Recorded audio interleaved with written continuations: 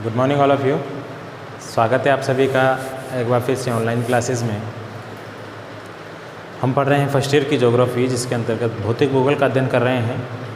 और उसमें हमने पिछली कक्षा में पढ़ा था एक बहुत महत्वपूर्ण टॉपिक अनाच्छादन, अपर्दन और अपक्षय की सम्मिलित प्रक्रिया अनाच्छादन कहलाती है। ये हमने पढ़ा था उसमें। और उसमें अपर्दन को हमने समझने की कोशिश की थी, अपक्षय को हमने समझने की कोशिश की थी। अपक्षय तो कहते हैं किसी भी चट्टान का टूट करके अपने स्थान पर गिर जाना। अपर्दन में 3 प्रक्रियाएं होती है: अपर्दन, परिवहन, निक्षेपण, यानी कि कटाव, बहाव और जमाव। इसको हमने समझ लिया था। आज हम सिलसिलेवार तरीके से रोज़ाना हमारी जो क्लास होगी उसमें एक एक चीज़ को हम डिस्क्राइब करते जाएंगे। आज की इस क्लास में हम एक नदी जो होती है, नदी अपने जो मार्ग होता है, अपना जो क्षेत्र होता है नदी का, यानी कि उद्गम क्षेत्र से लेकर के और अंत तक। अंत कहाँ होता है? नदी का मुहाना, यानी कि नदी जहाँ से निकलती है उस क्षेत्र को नदी का उद्गम क्षेत्र कहते हैं। जहाँ नदी खत्म होती है उस क्षेत्र को नदी का मुहाना कहते हैं। जिस क्षेत्र से नदी गुजरती है वहाँ जहाँ जहाँ पानी जाता है नदी का, उस क्षेत्र को नदी की घाटी कहते हैं। और जिन जिन नदियों का पानी उस नदी में आता है उसे नदी का बेसिन कहते हैं। आपको बात समझ में आ गई होगी। नहीं बात समझ में आई है तो मैं आपको चित्र के माध्यम से समझाने की कोशिश करता हूँ। जैसे मान लीजिए ये नदी यहाँ पर से निकल रही है, ये ग्लेशियर से पूरे, ये ग्लेशियर से ये नदी यहाँ से निकल रही है और यहाँ से बहती हुई ये नदी ये मैदानों में गई, मैदानों में सर्पिलाकार आकार में बहती हुई। मान लीजिए ये समुद्री क्षेत्र आ गया, ये समुद्र है पूरा, ठीक है। यहाँ जाती हुई नदी इसमें क्या हो जाएगी? मिल जाएगी। ठीक, देखिए ये नदी यहाँ से निकली तो ये नदी का उद्गम क्षेत्र हो गया, ठीक है। ये नदी यहाँ पे ख़त्म हुई तो ये नदी का मुहाना हो गया। क्या हो गया भाई? ये नदी का मुहाना हो गया। ये उद्गम क्षेत्र है नदी का, ये नदी का मुहाना यानी कि अंतिम छोर। चलिए इसके बाद देखते हैं ये नदी जहाँ जहाँ तक बहेगी, यानी कि इस नदी का ये वाला जो क्षेत्र होगा, ऐसे होती है ना भाई, नदी चौड़ी होती है, तो नदी का ये वाला जो क्षेत्र होगा इसको कहेंगे नदी की घाटी। ऐसा चित्र आपको किताब में कहीं नहीं मिलेगा, कॉपी में भी आपको नहीं मिलेगा। आपको ये चित्र बनाना भी नहीं है, ये चित्र अपने दिमाग में बनाना है। अगर आप कॉपी में बनाओगे तो भूल जाओगे, दिमाग में बनाओगे तो हमेशा याद रहेगा। ये मैंने भी कभी कभी मैंने अगर अपने नोट्स बनाए हुए हों, मैंने पढ़ाई की हो, बीए भी किया है मैंने, एमए भी किया है मैंने, नेट भी किया है मैंने, 1 नहीं 2 नहीं 3 बार मैंने नेट किया है। मैंने कभी ऐसा नोट्स नहीं बनाया, ऐसा चित्र कभी नहीं बनाया, ठीक है। तो ये चित्र आपको समझाने के लिए बना रहा हूँ, आपके दिमाग में बनना चाहिए। ये उद्गम क्षेत्र हो गया, ये मुहाना हो गया, ये नदी की घाटी होगी। और मान लीजिए इसकी सहायक नदियाँ यहाँ से आ रही है, यहाँ से इसमें सहायक नदियाँ मिल रही है, ये पूरा। तो ये वाला जो पूरा क्षेत्र है, ये वाला, ये हो जाएगा नदी का बेसिन। क्या हो जाएगा ये? नदी का बेसिन। बात आपके समझ में आई कि भाई गुरुजी बात समझ में आ गई? आगे चलो आगे चलते हैं। दोबारा देख लो इसको एक बार फिर से। ये नदी का उद्गम क्षेत्र है, जहाँ से नदी निकलती है। ये नदी का मुहाना है। नदी जहाँ जहाँ बहती है, जो चौड़ी घाटी बनाती है उसको नदी की घाटी कहते हैं। और अन्य नदियाँ जो इसमें पानी मिलाती है उसको नदी बेसिन कहते हैं, या नदी का पूरा क्षेत्र कहते हैं, ठीक है। चलिए अब देखते हैं, एक शेर सुन लीजिए पहले उससे। अब अगर आपको इस शेर को समझ में आया तो मुझे समझाइएगा। कब समझाओगे आप? जब क्लास में आओगे, ऑफलाइन क्लासेस जब आपकी आएगी तो आप मुझे बताइएगा। नदी ढूंढती है समंदर को जाने की, पानी को पानी की ये कैसी प्यास है। नदी ढूंढती है समंदर को जाने की, पानी को पानी की ये कैसी प्यास है। इस शेर का जवाब आप मुझे बताइएगा जब आते हैं। चलिए अब नदी देखिए, उद्गम जहाँ से होती है अब आपने सोच रहे होंगे शेर आधा है, शेर पूरा है, मुकम्मल है, ठीक है। नदी जहाँ से निकलती है यानी कि पर्वतों से निकलने के दौरान नदी वहीं से अपरदन कार्य शुरू कर देती है, यानी कि तोड़ना फोड़ना काटना फूटना सब शुरू कर देती है। तो नदी जहाँ से निकलती है वहाँ से लेकर कर जहाँ ख़त्म होती है वहाँ तक नदी अपरदन के रूप में कौन कौन सी स्थलाकृति का निर्माण करती है, उन स्थलाकृतियों को हम देखेंगे। इसी तरीके से नदी की देखेंगे और हिम नदी की देखेंगे, भूमिगत जल की देखेंगे, पवन की देखेंगे और समुद्री तटी की देखेंगे। सबकी हम इस तरीके से अपरदनात्मक स्थलाकृतियाँ देखेंगे। इनमें से एक स्थलाकृति आपकी परीक्षा में ज़रूर पूछी जाती है। तो आइए शुरू करते हैं। टॉपिक लिखिए आप नदीकृत, नदी द्वारा, ठीक है, नदीकृत निर्मित अपरदनात्मक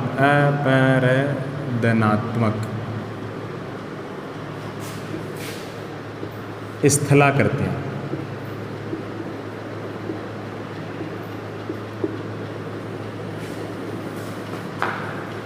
नदी द्वारा निर्मित स्थलाकृतियाँ, कौन सी स्थलाकृतियाँ गुरुजी? अपरदनात्मक स्थलाकृतियाँ। अपरदनात्मक स्थलाकृतियाँ पढ़ेंगे हम। देखिए, इससे पहले एक बात याद रख लीजिए कि अगर किसी नदी का वेग, अगर किसी नदी का वेग, क्या नदी का वेग, इसको दुगना कर दिया जाए, कितना कर दिया जाए? स्पीड, नदी का वेग मतलब नदी की स्पीड को अगर नदी का वेग दुगना कर दिया जाए तो नदी की परिवहन क्षमता, क्या गुरुजी? परिवहन क्षमता 64 गुना हो जाएगी। कितनी गुना? 64 गुना। बात समझ में आ रही है? नहीं आई गुरुजी, दोबारा बताओ। अगर नदी के वेग तो दुगना कर दिया जाए तो नदी का परिवहन क्षमता बोलते हैं, नदी अपने साथ जो बहा करके लेके जाती है वो उसके बहाने की क्षमता 64 गुना अधिक हो जाएगी। बात समझ में आ रही है? यानी कि कोई 100 ग्राम की चीज़ रखी हुई है तो नदी के अंदर बह रही है, तो नदी का वेग दुगना करने पर 100 ग्राम की जगह 100 गुणा 64 बराबर 6400 ग्राम की चीज़ को नदी बहा करके ले जाएगी, केवल नदी का वेग 2 गुना करने पर। इस सिद्धांत को दिया था गिलबर्ट महोदय ने। क्या नाम है? गिलबर्ट।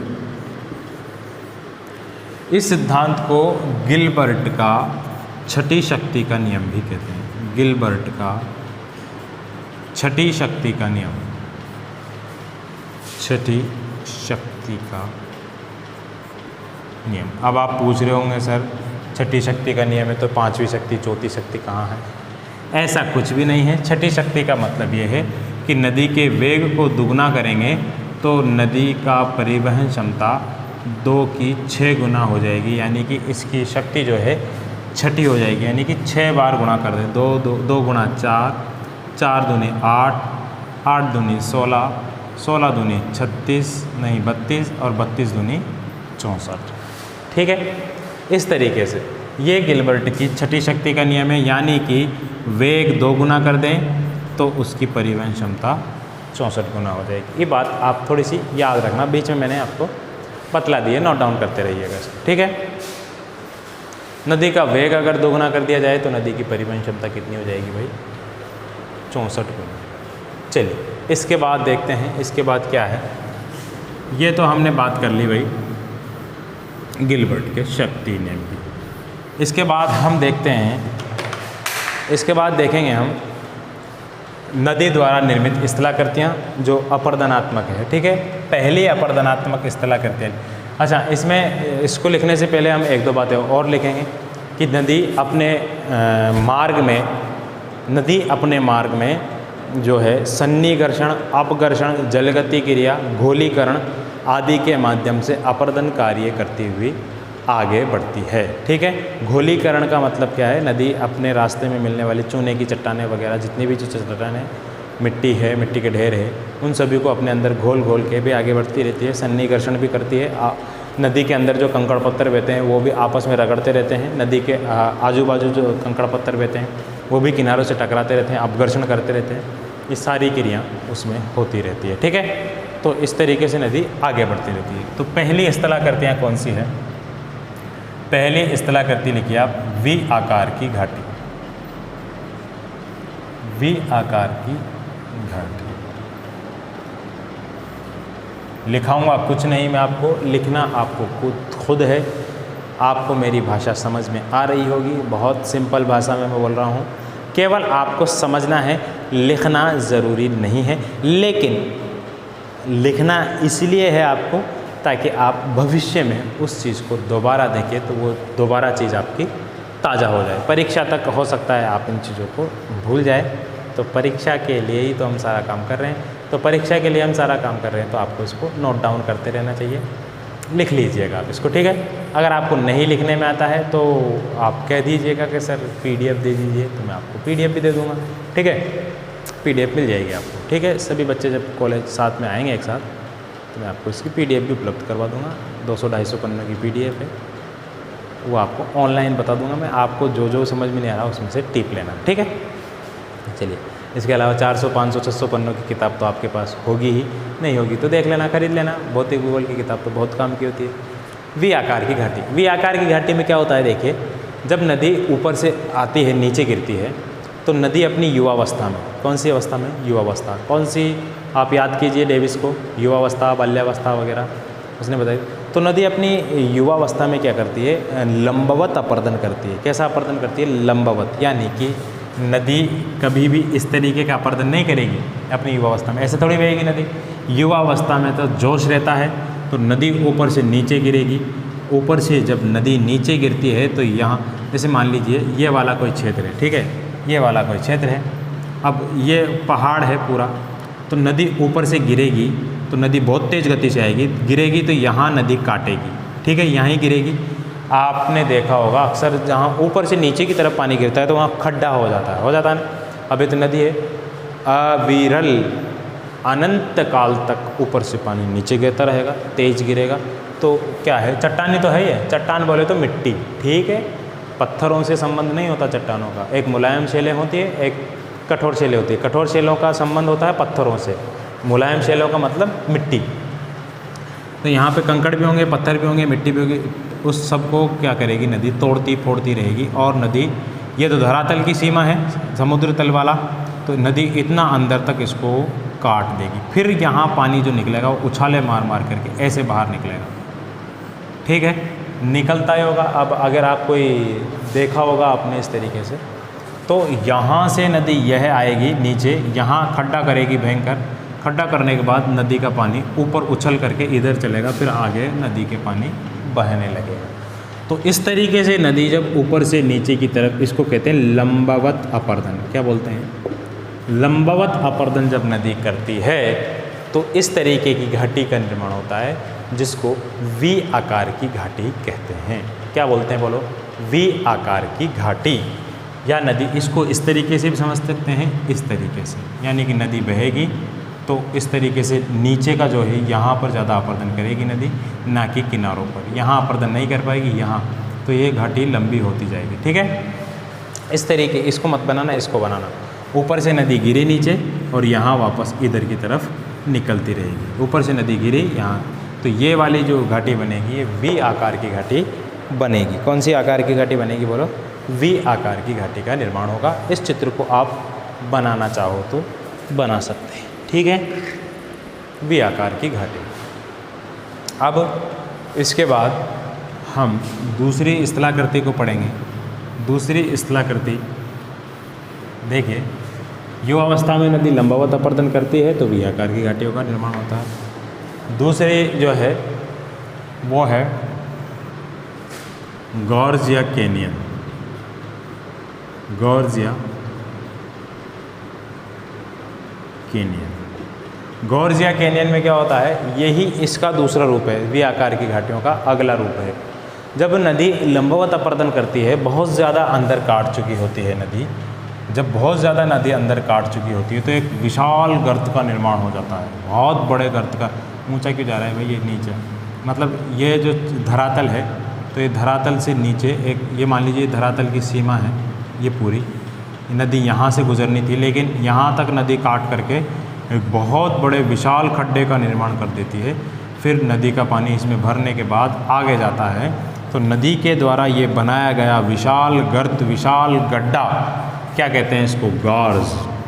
और ये जब गार्ज बहुत लंबा, बहुत बड़ा हो जाता है, कई किलोमीटर लंबा हो जाता है, तो उसको क्या कहा दिया जाता है, कैनियन। बात समझ में नहीं आई होगी। नदी जब ऊपर से गिरती है तो वी आकार की घाटी का निर्माण करती है। जब वी आकार की घाटी विस्तृत होती जाती है, बड़ी होती जाती है, बहुत बड़ी होती जाती है, तो उसको गार्ज का नाम दिया जाता है। जब गार्ज का रूप कई किलोमीटर लंबा, कई किलोमीटर चौड़ा और कई मीटर गहरा हो जाता है, तो उसको कैनियन नाम दिया जाता है। ठीक है। उत्तरी अमेरिका में एक नदी है कोलोराडो नदी। कोलोराडो नदी ग्रांड कैनियन का निर्माण करती है, जो विश्व प्रसिद्ध है। ग्रांड कैनियन, विश्व प्रसिद्ध कैनियन का निर्माण करती है अमेरिका की कोलोराडो पठार से निकलने वाली कोलोराडो नदी। ठीक है, इतनी बात आपको समझ में आ गई होगी। इतनी बात समझ में आ गई होगी तो आगे चलते हैं। इस चित्र को भी आप चाहो तो बना लेना, नहीं तो मैं आपको चित्र भेज दूंगा इसी वीडियो के माध्यम से। ठीक है, मैं आपको इसी वीडियो के माध्यम से चित्र भेज दूंगा, बेफिक्र रहिए आप। ठीक है, ओरिजिनल चित्र भी आपको मैं अभी भेज दूंगा। ठीक है, इसी वीडियो में ओरिजिनल चित्र भी इसी वीडियो में मैं आपको भेज रहा हूँ, टेंशन मत लीजिए। आप देख लीजिए, ये चित्र है। ठीक है, ये जो चित्र आपको दिखाई दे रहा है ये वी आकार की घाटी का है, और इसके बाद ये वाला जो चित्र आपको दिखाई दे रहा है ये है गॉर्ज या कैनियन का उदाहरण। ठीक है, गॉर्ज या कैनियन को देख लीजिए, इतना बड़ा विशाल मात्रा में ये होता है। इसके बाद हम आगे चलते हैं। आगे चलते हैं तो एक और चीज़ को देखेंगे हम, इंटरेस्टिंग चीज़ है। आगे देखिए, जलप्रपात। तीसरे नंबर पे क्या है, जलप्रपात। नदी जब आगे बढ़ती जाती है तो जलप्रपात का निर्माण करती है। अब पूछो भाई जलप्रपात क्या होता है? जलप्रपात कहते हैं झरने को, झरने को कहते हैं जब नदी पहाड़ी क्षेत्रों में ऊपर से नीचे गिरती है। क्या, ये मान लीजिए धरातल है, ये कोई पहाड़ी क्षेत्र ऊंचा एकदम से ऊपर से नीचे गिरती है, तो नदी क्या करती है, जब ऊपर से नीचे गिरती है तो इस तरीके से गिरती है। इस तरीके से नदी का पानी आता है नीचे। कैसा आता है? इस तरीके से, गोल गोल। तो नदी क्या है, सबसे पहले अंदर का कटाव करेगी, यहाँ का नदी, ये जो चट्टानी भाग है इसका कटाव करती करती नदी क्या करेगी भाई, ये वाली जो इस्तला करती है इस तरीके से हो जाएगी, इस तरीके से। ठीक है, यहाँ से और ज़्यादा अंदर हो जाएगी, इस तरीके से इस्तला करती हो जाएगी। यानी कि पानी जो गिरेगा पहले यहाँ पे कटाव करेगा अंदर तक कटाव करने के बाद पानी इस तरीके से गिरता जाएगा। इसको कहते हैं हम जलप्रपात। क्या कहते हैं इसको? जलप्रपात। यानी कि जब नदी किसी कठोर चट्टान समूह के ऊपर से नीचे की तरफ गिरती है तो नदी उसको अंदर तक कटाव करती है। अंदर तक कटाव करने के बाद ऊपर से जब पानी नीचे गिरता है तो ऐसी स्थलाकृति बनती है जिसको जलप्रपात के नाम से जाना जाता है। ये आप टेंशन ना लीजिए, इन सभी के नोट्स, या आप बस समझने के लिए मैं आपको बता रहा हूँ, इन सभी के नोट्स मैं आपको इसी वीडियो के माध्यम से उपलब्ध करवा दूँगा। ठीक है, जलप्रपात का चित्र भी आप देख रहे होंगे, जलप्रपात का चित्र भी आपको दिखाई दे रहा होगा। देखिए, ये बहुत प्रसिद्ध जलप्रपात है, विश्व का सबसे ऊंचा जलप्रपात है, एंजिल जलप्रपात, उसका चित्र है ये, अमेरिका में है ये एंजिल जलप्रपात। इसके अलावा भारत का भी एक गरसोप्पा जलप्रपात है, आपको मालूम होगा तो। गरसोप्पा जलप्रपात शारावती नदी पर है। जोग जलप्रपात भी इसको कहते हैं। महात्मा गांधी जलप्रपात भी इसको नाम दिया गया है। हुंडा जलप्रपात आपने सुना होगा, चूलिया जलप्रपात आपने नाम सुना होगा, ये सभी, धुआंधार जलप्रपात आपने नाम सुना होगा नर्मदा नदी पर, ये सभी जलप्रपात के उदाहरण हैं। ठीक है, इसके बाद अगले चित्र की बात करते हैं। अगले चित्र में देखिए क्या है, क्षिप्रिका।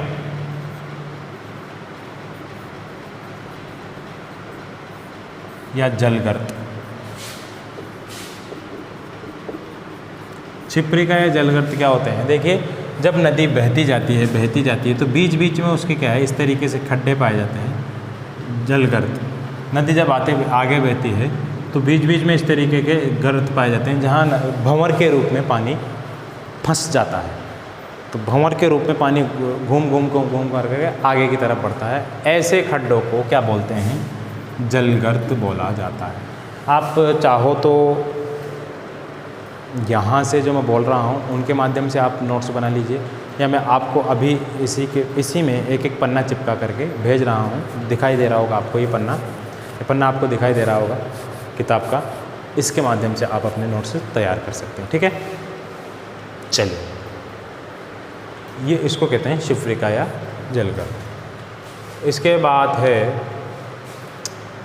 बाद क्या है वो देख लेते हैं हम। देखिए, शिफ्रिका और जलप्रपात आपने देख लिया। इसमें जो शिफ्रिका होती है इसको तो कहते हैं जलगर्त। शिफ्रिका किसको कहते हैं? शिफ्रिका जस्ट इसके उल्टा था। नदी बह रही है, नदी के मार्ग में कोई इस तरीके से बीच बीच में कुछ कठोर चट्टानें आ जाती हैं, तो कठोर चट्टानों में नदी का जल जब बहता है, ये नदी बह रही है यहाँ पर, ठीक है, नदी का जल जब बहता है तो नदी का जल इन चट्टानों से उछल करके आगे बढ़ता है। ठीक है, ये आ गया, ये उछल करके नदी का जल आगे बढ़ता है इस तरीके से। तो नदी का जल जब उछल करके आगे बढ़ता है इन छोटे मोटे खड्डों के माध्यम से, तो ऐसे गर्तों को, ऐसे खड्डों को, ऐसे को क्या बोलते हैं? ऐसों को बोलते हैं जलगर्तिका। क्या बोलते हैं ऐसों को? इस शिफ्रिका। क्या बोलते हैं ऐसों को? शिफ्रिका। और इनको बोलते हैं जलगर्तिका। दोनों सेम हैं लेकिन एक दूसरे के उल्टे हैं। ठीक है, इतनी बात आपको समझ में आ गई है। तो इतनी बात समझ में आ गई तो अगली हम देख लेते हैं। अगला क्या है भाई? शिफ्रिका या जलप्रपात के बाद अगला है अंतःगर्तित पर्वत स्कंद। अंतःग्रसित पर्वत स्कंद। इसमें क्या होता है भाई? कई सारे पर्वत होते हैं आसपास, उसके बीच में नदी बहती है, तो ऐसा लगता है जैसे ये पर्वत है, ये पर्वत है, ये पर्वत है, यहाँ से भी कोई पर्वत है, ये पर्वत है, ये पर्वत है, तो यहाँ इसके बीच में नदी बहती है। तो ऐसा लगता है नदी मानो उस पर्वतों के बीच में एक जाल के रूप में नदी बह रही है। फ़िलहाल आपको ये जो चित्र बना रहा हूँ मैं, चित्र आपको सही तरीके से नहीं दिखाई दे रहे होंगे, समझ में कुछ नहीं आ रहा होगा चित्र के माध्यम से, लेकिन आप समझने की कोशिश कीजिए। ये एक पर्वत है, ये एक अलग पर्वत है, ये अलग पर्वत है, ये अलग पर्वत है, इसके बीच में से नदी बह रही है, चारों तरफ से पानी इसमें आकर के मिल रहा है। तो एक पर्वतों को एक तरीके से जैसे गांठ के रूप में पर्वत बांधते हैं ना, गांठ बांधते हैं किसी की, तो इस तरीके से इस नदी के माध्यम से चुटिया जैसे बांधते हैं ना, चोटी, तो इसी तरीके से जैसे नदी ने इन सभी को अपने आसपास बांधा हुआ है, इस तरीके की एक आकृति बन जाती है। अंतःग्रसित पर्वत स्कंद के नाम से उसको जाना जाता है। और एक अंतिम स्थलाकृति है, अंतिम स्थलाकृति बहुत आसान है, ये चीज़ें ज़्यादा मुश्किल नहीं है। अंतिम स्थलाकृति जो बनती है, वो अंतिम स्थलाकृति जो बनती है उसको कहते हैं हम, अंतिम स्थलाकृति जो बनती है उसको कहते हैं हम नदीकृत सोपान। नदीकृत सोपान। नदीकृत सोपान में क्या होता है? जब नदी ऊपर से नीचे बहती है तो यहाँ पर नदी काटते हुए चलती है, इस तरीके से नदी क्या करती है? सोपानों का निर्माण करती है, सीढ़ीनुमा ढाल का निर्माण नदी करती है। यह आई नदी यहाँ पर कटाव करेगी, फिर इधर से गई यहाँ पर कटाव करेगी, फिर इधर से गई यहाँ पर कटाव करेगी। इस तरीके से ये जो ढाल बनता है, ये कैसा बनता है? सोपानी ढाल। इस तरीके के ढाल को सोपानी ढाल कहते हैं। तो नदी क्या करती है भाई? ये सोपानी ढालों का निर्माण करती है, जिस वजह से क्या होता है? सोपानीकृत ढाल बन जाता है। इस तरीके से ये कुछ नदी की अपरदनात्मक स्थलाकृतियाँ थी। उम्मीद है आपको समझ में आई होगी। चित्रों के माध्यम से भी आपने देख लिया होगा कौन कौन से चित्र है, कौन कौन से क्या होता है। चलिए मिलते हैं अगले एपिसोड में, तब तक के लिए इजाज़त दीजिए। नमस्कार।